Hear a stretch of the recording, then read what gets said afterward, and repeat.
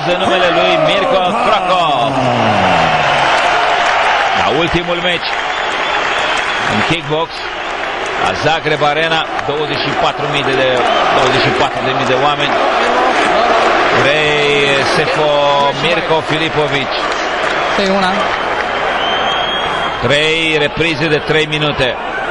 Iată categoria grea, într-adevăr, acum. Legendele. Două legende care parcă cu trecerea timpului n-au îmbătrânit. Deci vedem câteva kilograme în plus, sunt sigur că forța, viteza și explozia n-au dispărut. De asemenea, mobilitatea. Să vedem dacă vor reuși vreunul dintre ei un knockout mai frumos decât al lui Daniel. A început meciul. În albastru este neozelandezul Sefo, în negru Krokop.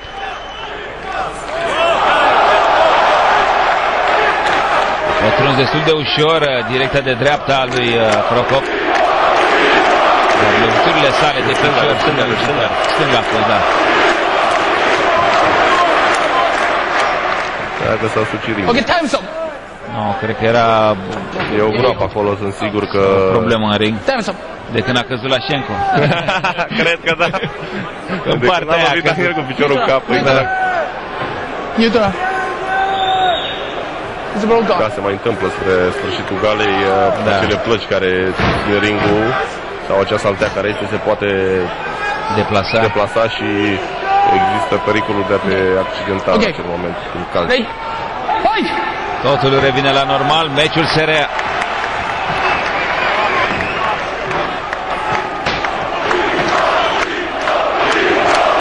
Iată că și Recifu are o galerie destul de puternică.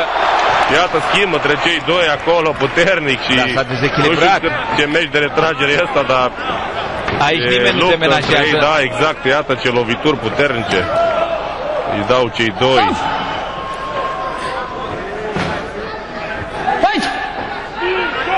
Dacă e de retragere, te poți retrage și cu o înfrângere, nu neapărat cu o victorie. Opa, iată o directă de dreapta lui Recifu. Cum se spune, a venit să-și vândă scump pielea Recifu aici. Corect. În Zagreb. Acolo, Recifu e specialist în luptă corp la corp cu brațele. Brațe.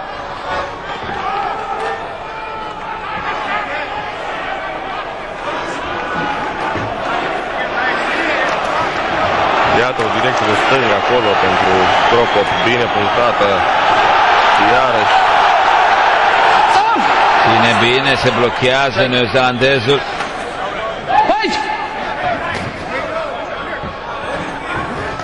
Iată o lovitură de cegală frumoasă. Mi-aduc aminte că înainte ne uitam numai pe Eurosport la acești eroi. Iată că astăzi se transmite în direct aceste gale foarte frumoase. Popularizare foarte bună a sporturilor de contact, care s-au transformat din simple lupte în săli mai mici, în adevărate spectacole, iată, cu zeci de mii de spectatori și cu milioane de telespectatori.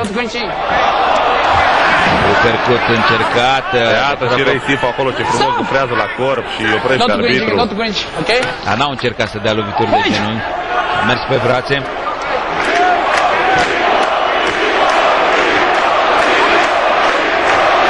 Mirko, strigă sala. Sau Filipovic.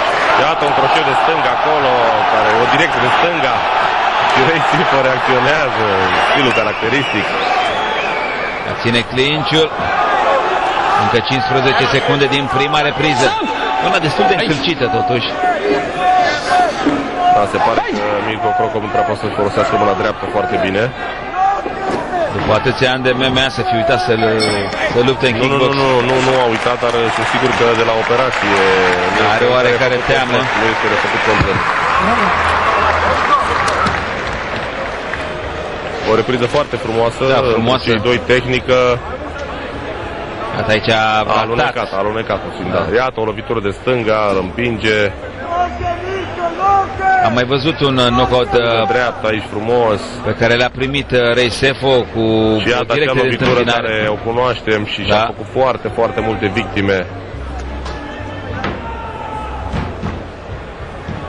Iată un uppercut. Se vede că nu poate să lovească cu mâna dreaptă, că era obligatoriu după acel uppercut. Urma croșeul de dreapta. Nu întinde foarte mult. A mustat acel genunchi. A trecut pe lângă capul lui Sifo. Iată acea stângă. A reacționat și Sifo, bineînțeles, după care l-a împins Crocop. Și începe cea de-a doua rundă. Repriza a doua. Mirko Crocop Filipovic împotriva lui Ray Sifo.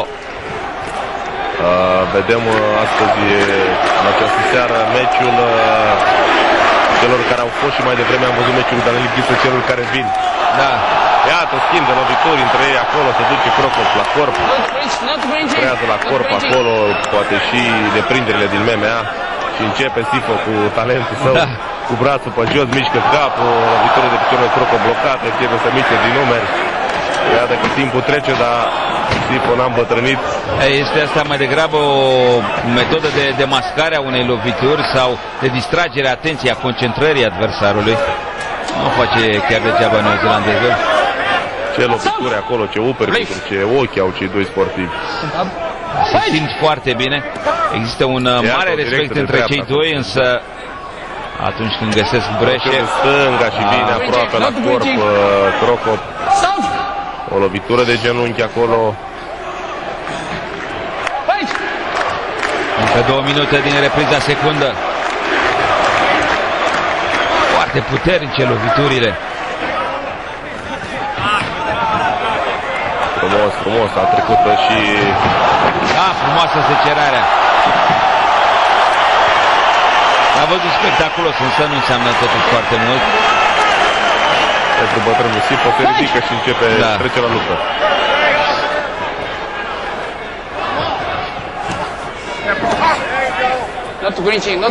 Stop! Stop! Se vede că în ultima vreme Crocop s-a antrenat mult în MMA pentru că are deprinderile de intrat în lupta corp la corp. Da, centura repede și... Da, foarte bine, rupe distanța foarte bine. Iată un schimb între cei doi acolo. Un corșeu de dreapta și Sifo cânta bine.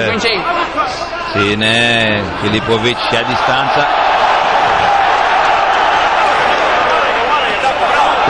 Îi place, privește lovitura acolo și arată, lovește-mă, hai! Da, iată că Crocop nu știe și lovește, iar își face treaba bine. Îl cunoaște foarte bine pe neozelandez și nu intră în jocul său. Un soldat pregătit să atace. Stop! Not the finishing, okay? Not the finishing, okay? Fight! Not the finishing, not the finishing.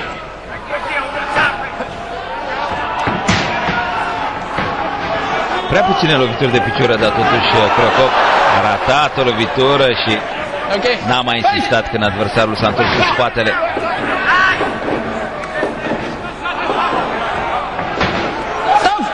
Și iată, încearcă o ghilotină acolo, da. Ray Sifo. I-a dat drumul repede, s-a încheiat și repriza a doua. Meci greu. Încă 3 minute. Un meci frumos, foarte frumos. Doi foarte tehnici. Foarte tehnici și fiecare lovitură aici ar putea să termine lupta. Iată cum a prins piciorul și l-a lovit la piciorul de sprijin Mirko Crocop. Și iată aici cum lovește cu stânga și uppercut-ul. Se vede că nu bine ține în clinch neozelandezul. Și aici putea să lovească. Ăsta Ray Sifo era întors, dar nu a insistat. Da, nu, la valoarea lor, să spunem așa, nu își permite astfel de lovituri nepermise.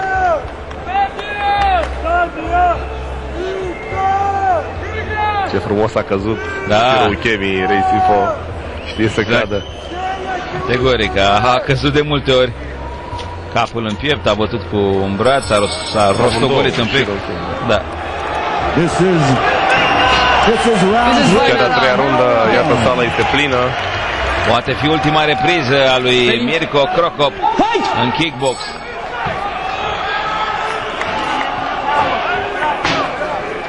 Not flinching, not flinching.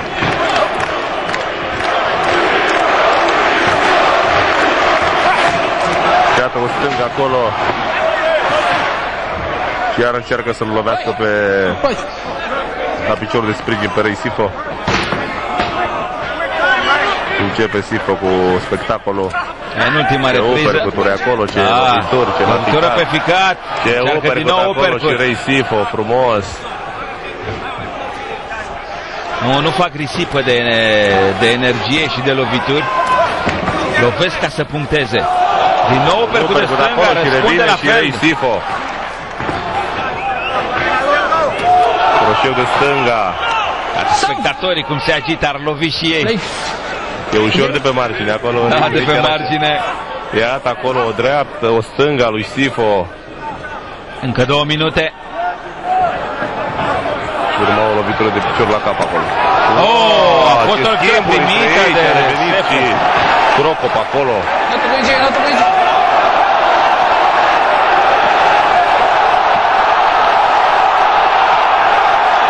Ne arată că n-are nimic. Chiar îi place. Urlă, da, bravo. Nu dă un pas înapoi, acum vine la atac, atenție că e periculos. Trezit din punct. Stop. Încă 1 minut și 20 de secunde. Asta este lupta care îi place lui Recife. Parte în parte. Exact. N-a mai secerat. A intervenit arbitrul.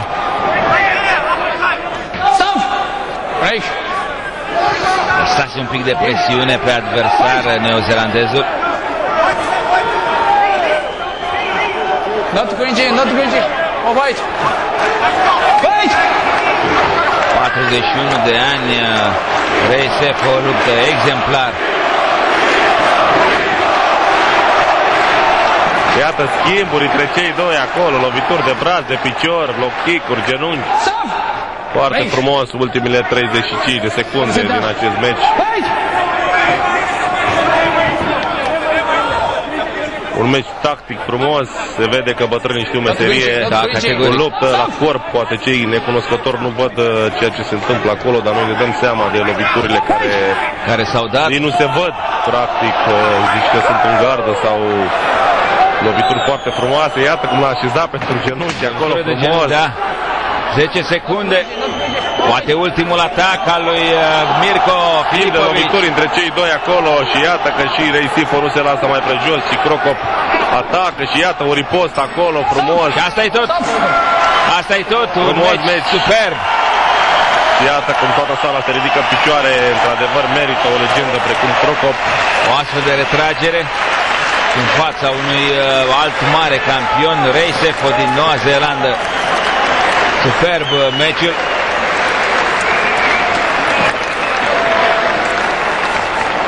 Sunt curios dacă Crocop va spune câteva cuvinte la această seară. Cu siguranță ar trebui să spună. Recife n-a mai luptat din octombrie 2010, n-a mai urcat în ring. A luptat și în România. Da, a luptat cu unul Chistimoai și l-a învins.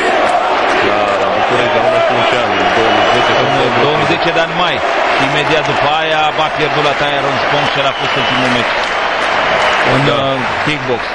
Dar cred că nu putea să refuze o ofertă din partea lui Filipovic pentru un meci de retragere. Ocupă mult mai mare. Iată-l pe Recife puțin șifonat după acest meci, dar e obișnuit cu bătaia. Da. Bătrânul face parte din old school, școala veche, acești doi luptători, exact. Două legende.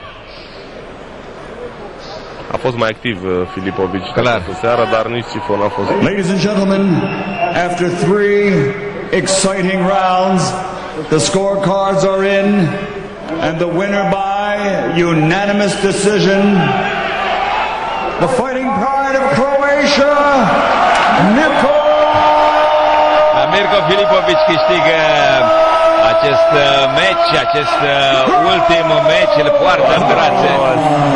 A făcut spectacol până la finală Recife. Un ultim meci